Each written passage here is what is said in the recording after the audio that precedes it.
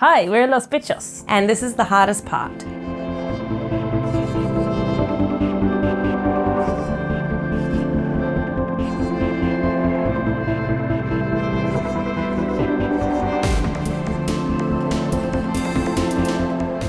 Hello, and welcome to The Hardest Part, the show that unravels the stories behind the most challenging songs ever written. I'm Kieron Banerji, and joining me in the studio on this episode is the incredible Los Bitchos, a band formed in London in 2017, who collectively hail from Uruguay, Sweden, Australia, and right here in London. The band brought with them the track Don't Change. When I talked to them about the track, they mentioned that it was actually one of the earliest demos written for Los Bitchos, but it had a completely different structure back then. Originally, the song was split into just 2 parts and was intended for their first album, but it didn't quite make the cut. It took a lot of reworking the structure and refining the sections before they finally got the song to a place where it really hit the mark. The journey from the initial demo to the final version was a long one, but that process of trial and error and perseverance is what ultimately made the song what it is today. As you're going to hear, this is probably some of the most fun we've had in the studio with the band, so make sure to stay tuned to hear Don't Change in full at the end of this episode. But before that, here's my chat with Sarah and Josephine of Los Bitchos. Welcome to The Hardest Part. Hello, thanks for having us. Thank you. So you just done probably the most fun session we've had actually in the studio yet. Certainly the most people in a small warm room. And everyone's going to hear it in a moment, but maybe you could tell us a little bit about the song you brought and why you chose it as the hardest part. Well, it's called Don't Change, and yeah, I think it was a pretty obvious choice for us just because it was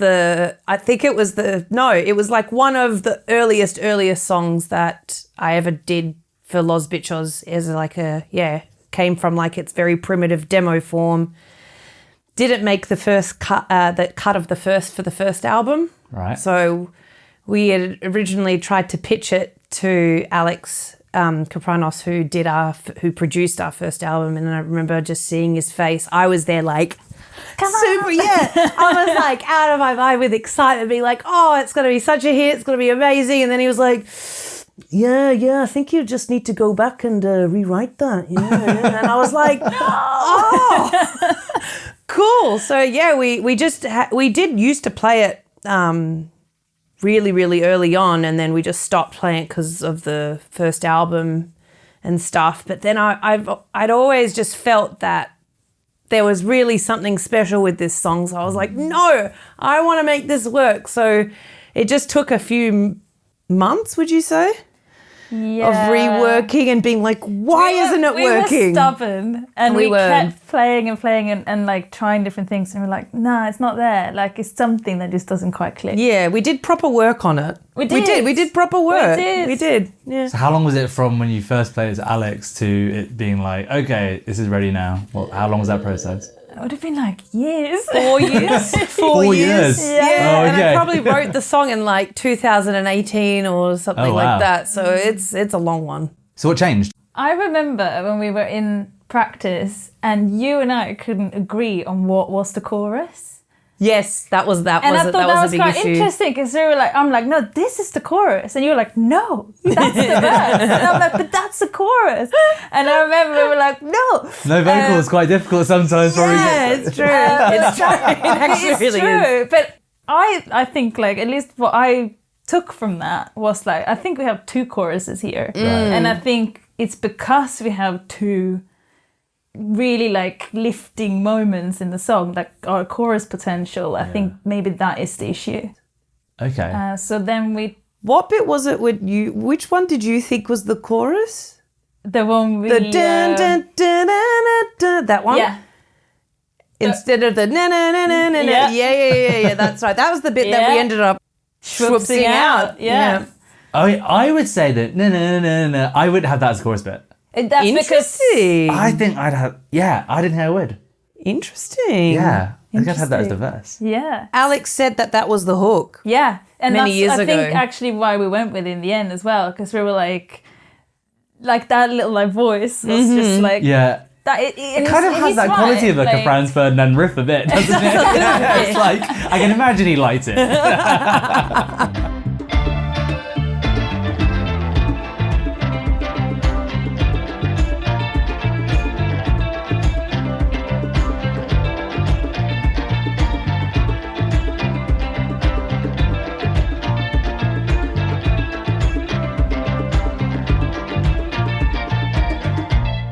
in the way that the song was initially structured as well, it started off with that da-da-da-da-da-da-da-da. It went into this other section then, which you said was the chorus, the down, down, down, Okay. Because we were playing it like a chorus. yeah. Like, And then it just went back to the da-da-da-da-da-da-da, and then it just changed completely into just another section. It basically just had two sections. Okay. An A/B bit and then a C, maybe D bit. Okay. Yeah. Right. And then that was it. So we had to go and pick it apart a little bit because, yeah, that's so true. As Josie said, we really loved that. I still really like that part. It's so good. That was my favorite part. And it just got cut. I mean, I was the one who was like, let's kind of... Unfortunately. We're going to have to get rid of this. We're going to have to do something else with it. Yeah. And I think when we did do that, we were like, okay, this is starting to... It can be hard to let go sometimes, though. Absolutely. Yeah, You love everything. And over 4 years as well, it's going to feel like part of that song, right? Like, Yeah. it's kind of it's there. true. Oh, yeah. But it's like you just have to make those decisions sometimes with songs. It's like, does this bit actually serve the song yeah. as a whole, or do we just enjoy playing it and listening to it? Yeah. Which is fun, which is cool as well. But I think sometimes just to really make a song coherent and go the way that you want, and to initiate feelings of like, oh, great, this is what this part does, this is what this part does. It's important to, make those tough decisions, I think. I was in a band a few years ago, and the drummer Lewis, he hated this like one riff we had. Oh, okay. He didn't. I'd say hate is probably a little bit too strong, but he's kind of like, I don't know, it's not what. There's something about it. I'm not too sure what it is, and like I really held on to it like throughout sort of like 6 years of like I was like, he's like, oh, it's still here, is it? Like still existing? And then one day he came in and was like, I now know why we can't use it. Pressed play on like the new Muse album. Oh, I was like, oh fuck. I was like, well, this is a battle we're not going to get into, nor will we win. So yeah. And he's like, looks like it's guess fun. it's in the bin. He's pretty happy about it. We had one thing like that. Remember, it was with kind of was it with "Let Me Cook You?" Yeah. And I was like, no. We just changed a couple of notes in the end, and they were like, deal with we don't want to take the risk. I think it can happen though. Yeah, but no matter how long you're writing music for, eventually Ed Sheeran's going to sue you. That is going to happen. Eventually, Well, you're going to try and sue him, or maybe vice versa. Yeah. So I'm really interested in like how the creative process within the band works. So where the songs begin, and kind of what does that creative process look like? They begin at my home studio usually, or maybe one of the girls will send me like a little idea. But it just stems from, I don't know, you're sitting at your computer where your program is, and I'll just start. Maybe I would have already heard an idea in my head, or it's like if someone sent me an idea or like a drum beat or something, I can maybe try and pivot off that. Yeah. But yeah, a lot of the stuff, it's like, I don't know, you just sit down and you see what comes out, or maybe you've heard something that's really inspired you and springboards you into wanting to write. Nice. Yeah, it can be a whole bunch of different things. But I do all of my writing at home.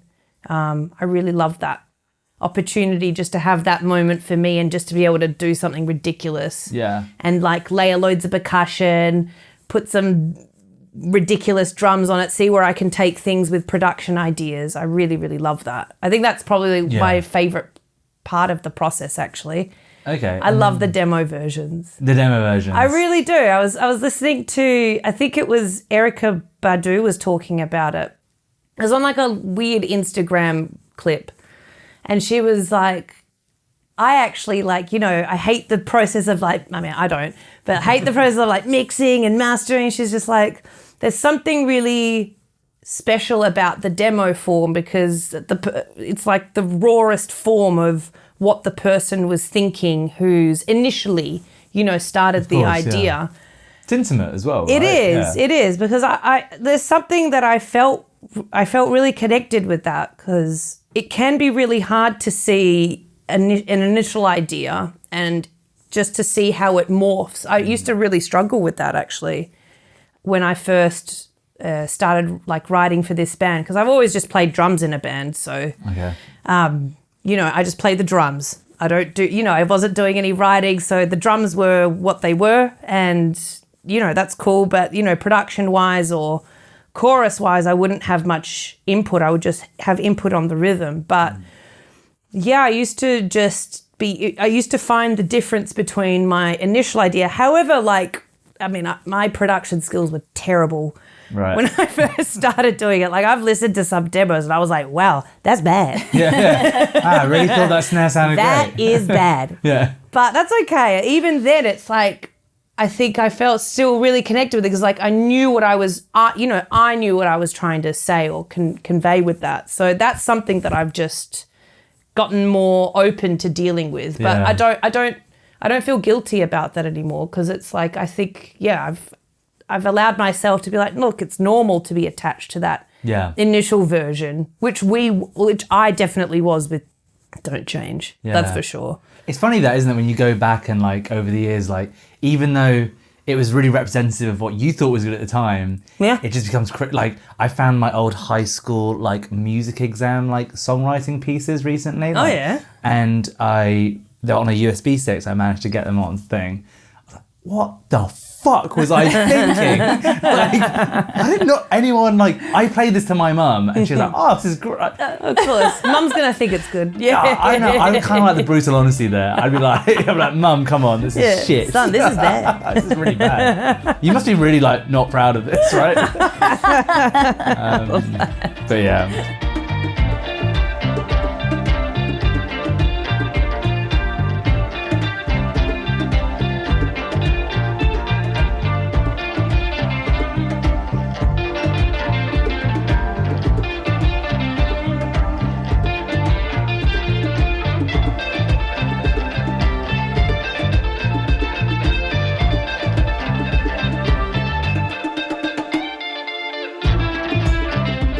I'd love to know a little bit about how you collaborate with Alex, because amazing producer, amazing musician.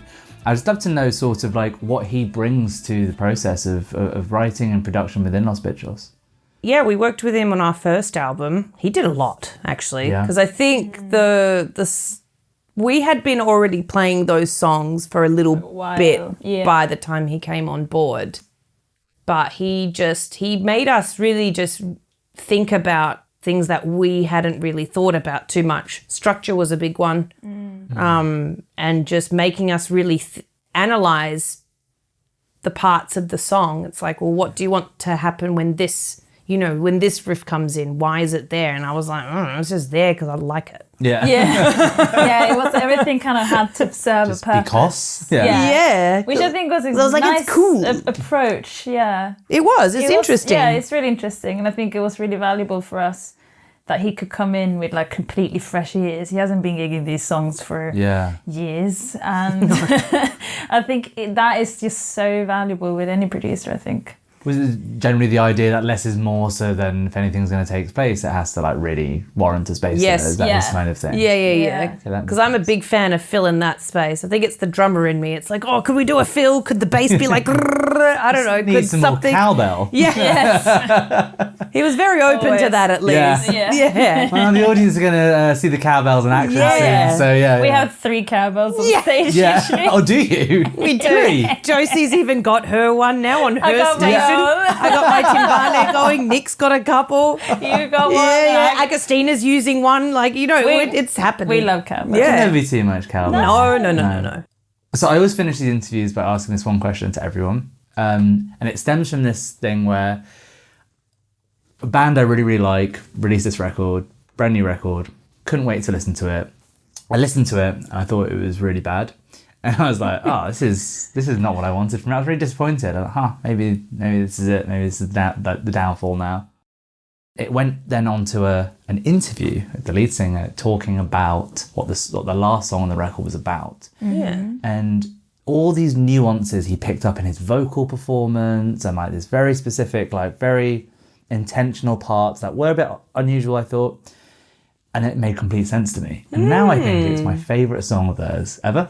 That's interesting. Wow. And I've started asking everyone this, no matter if it's music or whether it's the guy who makes cocktails upstairs. Like, you know, like, give me some context. Like, yeah, put me in the room when you did this. And these small nuances do change the way you experience things forever. They do. So our audience are going to be lucky enough to hear the great session you just did for us. Is there anything you want them to specifically listen out to? Any context that you think is going to change the way they listen to that?